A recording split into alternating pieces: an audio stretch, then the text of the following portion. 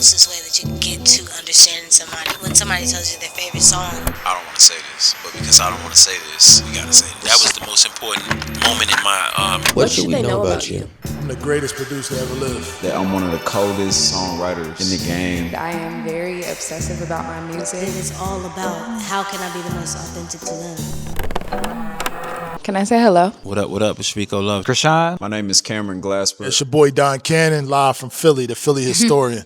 You might think I'm crazy, the way I've been craving. I am Tayla Parx, and one thing I think that people should know about me is I like to garden. You know, just cultivating a healthy little ecosystem. I'm a nerd with that. So, you know.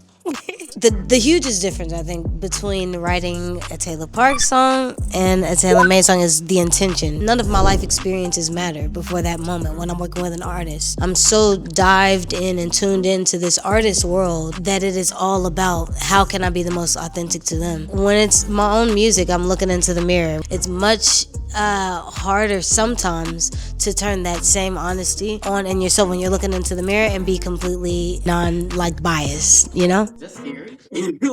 Definitely scary, but I like to do the scary things. You just get the hard part over, rip the Band-Aid off, and be as emotional as you need to be. So when I'm 80 years old, I'll be able to look back at every album that I put out and remember who I was in love with, who hurt me, who made me smile. I like that my albums can exist in that way. Yeah, they're timestamps. For me, when I think of my catalog, the catalog that I've been now creating since I was 18 years old, longevity is the only option. When you make music that stands the test of time, that's the thing that is there when you are long gone. And I hope that my music is something that is inspiring the next generation of creators for many, many, many years. And I definitely think that they have a great example of having a timeless catalog and something that will, stand the test of time. I think the biggest thing that always surprises me still about music is that there's always room for collaboration, meaning there is always something to learn. The different tips and tricks, like in a new DAW. Or it could also be perspective of a newer writer coming in, or perspective of a writer that you look up to. And so that's something that's always been